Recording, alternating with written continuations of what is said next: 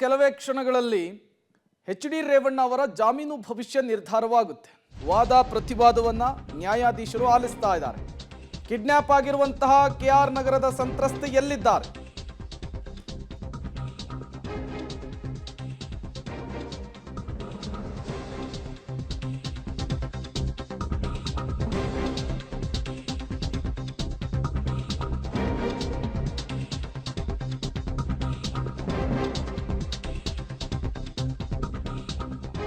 ಒಂದು ಕಡೆ ಜಾಮೀನಿನ ವಿಚಾರಕ್ಕೆ ವಾದ ಪ್ರತಿವಾದ ನಡೀತಾ ಇದೆ, ಮತ್ತೊಂದು ಕಡೆ ಸಂತ್ರಸ್ತೆಯ ಹುಡುಕಾಟ ಕೂಡ ಮುಂದುವರೆದಿರುವಂತಹದ್ದು.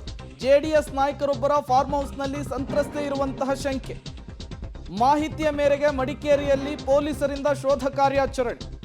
ಬೇಲ್ ಅಪ್ಲಿಕೇಶನ್ ವಿಚಾರಣೆಯ ನಡುವೆ ಸಂತ್ರಸ್ತೆಗಾಗಿ ತೀವ್ರ ಶೋಧ ಆಗ್ತಾ ಇದೆ ಪೊಲೀಸರಿಂದ. ಕಿಡ್ನಾಪ್ ಆಗಿರುವ ಕೆಆರ್ ನಗರದ ಸಂತ್ರಸ್ತೆ ಎಲ್ಲಿದ್ದಾರೆ? ಅವರ ಮಗ ಕಂಪ್ಲೇಂಟ್ ಅನ್ನು ಕೊಟ್ಟಿದ್ದಾರೆ. ಮಡಿಕೇರಿಯ ತೋಟದ ಮನೆಯಲ್ಲಿದ್ದಾರೆ.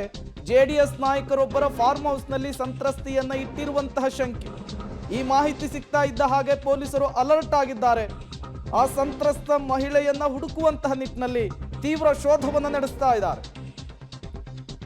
ಮತ್ತಷ್ಟು ಡೀಟೇಲ್ಸ್ ಅನ್ನು ಕೊಡ್ತಾರೆ ನಮ್ಮ ಪ್ರತಿನಿಧಿ ಸುಕೇಶ್, ದೂರವಾಣಿ ಸಂಪರ್ಕದಲ್ಲಿ ಜಾಯಿನ್ ಆಗಿದ್ದಾರೆ. ಸುಕೇಶ್, ಸಂತ್ರಸ್ತ ಮಹಿಳೆ ಜೆಡಿಎಸ್ ನಾಯಕರೊಬ್ಬರ ಫಾರ್ಮ್ ಹೌಸ್ನಲ್ಲಿದ್ದಾರೆ ಅನ್ನುವಂತಹ ಮಾಹಿತಿ, ಅದೇ ನಿಟ್ಟಿನಲ್ಲೇ ಪೊಲೀಸರ ಶೋಧ ನಡೀತಾ ಇರುವಂತಹದ್ದು. ಏನೆಲ್ಲ ಬೆಳವಣಿಗೆ ಆಗ್ತಾ ಇದೆ ಪ್ರಕರಣದಲ್ಲಿ? ಒಂದು ಸ್ಪಷ್ಟ ಆ ರೀತಿಯ ಒಂದು ಗುಮಾನಿಯ ಮೇರೆಗೆ, ಯಾಕಂದ್ರೆ ಸಾಕಷ್ಟು ವದಂತಿಗಳಿರ್ತವೆ, ಅಲ್ಲಿರ್ಬಹುದು ಇಲ್ಲಿರ್ಬಹುದು ಅನ್ನುವಂಥದ್ದು. ಆ ರೀತಿಯ ಒಂದು ಗುಮಾನಿಯಲ್ಲಿ ಮಡಿಕೇರಿಯಲ್ಲಿ ಇರುವಂತಹ ಜೆಡಿಎಸ್ ನ ನಾಯಕರೊಬ್ಬರ ತೋಟದ ಮನೆಯಲ್ಲಿ ಇರಬಹುದು ಅನ್ನುವಂತಹ ವದಂತಿ ಇದೆ ಅನ್ನುವಂಥದ್ದು. ಹಾಗಾಗಿ ಅಲ್ಲಿಯೂ ಕೂಡ ಒಂದು ತಂಡ ಪರಿಶೀಲನೆಗೆ ಮುಂದಾಗಿದೆ ಅನ್ನುವಂತ ಮಾಹಿತಿ ಸಿಗ್ತಾ ಇರುವಂತದ್ದು. ಯಾಕಂದ್ರೆ ಬೇರೆ ಬೇರೆ ಕಡೆಗಳಲ್ಲೂ ಕೂಡ ನಡೀತಾ ಇದೆ.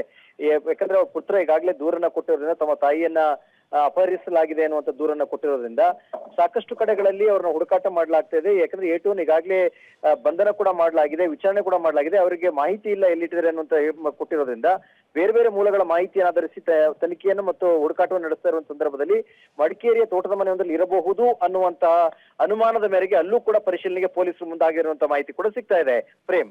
ಓಕೆ, ಥ್ಯಾಂಕ್ ಯು ಸುಕೇಶ್ ತಮ್ಮೆಲ್ಲ ಮಾಹಿತಿಗಾಗಿ. ಕಿಡ್ನಾಪ್ ಆಗಿರುವ ಕೆಆರ್ ನಗರದ ಸಂತ್ರಸ್ತೆ ಎಲ್ಲಿದ್ದಾರೆ?